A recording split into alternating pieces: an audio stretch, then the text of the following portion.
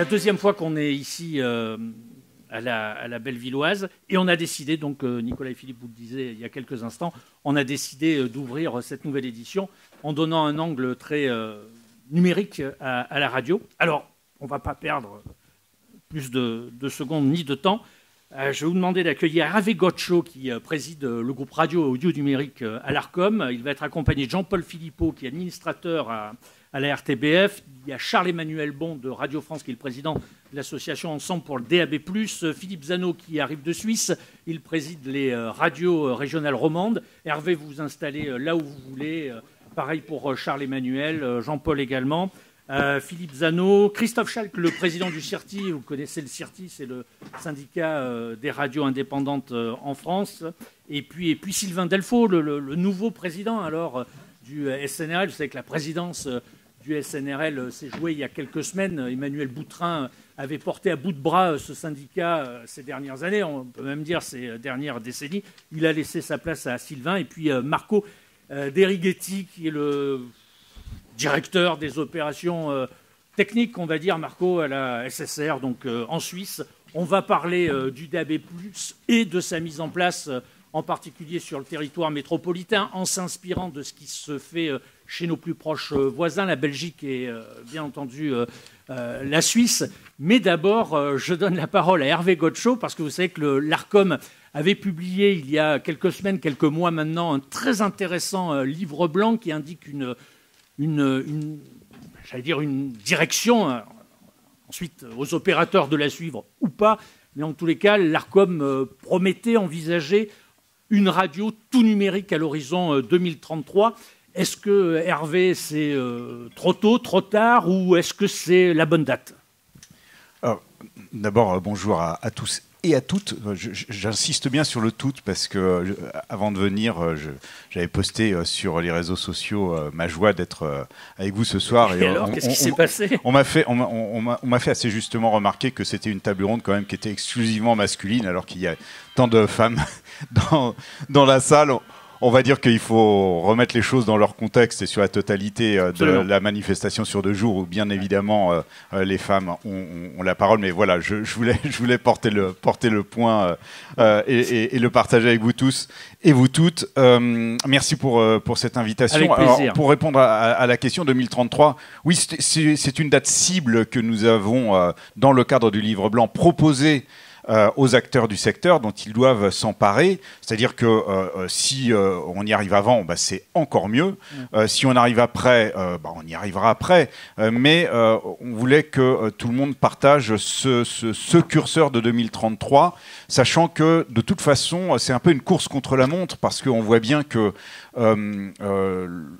aujourd'hui, le numérique et les usages numériques, et notamment pour la radio, progressent assez rapidement, que si on prend le linéaire, on est certes toujours dans une écoute à 80% en hertzien et à 20% en IP, mais on voit aussi que cette écoute en IP a progressé de 63% en 5 ans, ce qui est considérable. Et si rien n'est fait, on peut imaginer qu'un jour prochain, à moyen terme, l'écoute en IP, l'écoute sur Internet sera majoritaire, voire peut-être un jour exclusive. Et donc, l'enjeu derrière tout ça, c'est la souveraineté des éditeurs sur la diffusion hertzienne et sur la maîtrise de leurs moyens de diffusion et de distribution, pour ne pas aller se mettre entre les mains, on va dire, des GAFAM et de ceux qui peuvent peser sur leur visibilité, sur la maîtrise de la data, etc. Vous mettez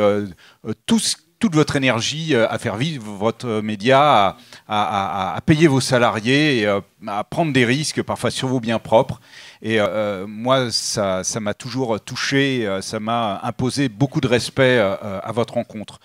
La deuxième chose, c'est que pendant 6 ans, je me suis efforcé, un petit peu comme ce matin, de vivre au milieu de vous, de ne pas être dans mon bureau. J'ai arpenté vraiment toute la France. J'ai traîné dans tous vos studios, j'ai souvent été derrière vos micros pour être en dialogue avec vous et pour être soucieux de vos préoccupations, et puis pour faire en sorte que l'ARCOM avec moi et avec les équipes de la direction radio et audio numérique que je salue, dont il y a plusieurs représentants dans la salle.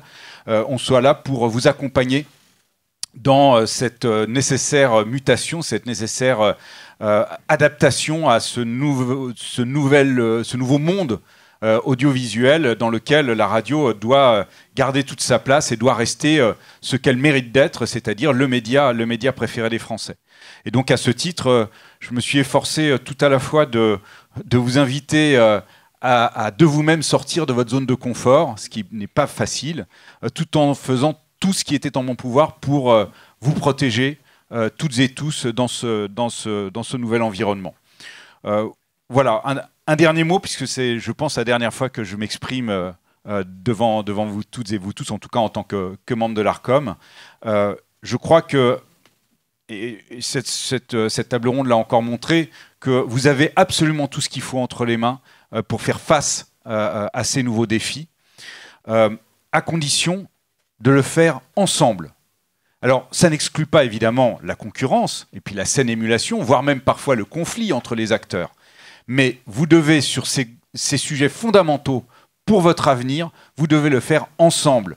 C'est absolument indispensable. D'où d'ailleurs cette association qui s'appelle Ensemble pour le DAB+, qui est à mon avis bien nommée, mais pour le DAB+, comme pour le reste, vous devez absolument ne pas être le village d'Astérix où les Gaulois passent plus de temps à se battre entre eux qu'à se battre contre les Romains. Les Romains sont puissants et donc vous devez absolument tenter une sortie et la tenter tous ensemble. Et je suis sûr que vous avez absolument tout ce qu'il faut pour garantir votre avenir. Voilà. Je pense qu'on peut applaudir très fort. Merci pour votre confiance. Pour ce prix d'honneur. Et vive la radio.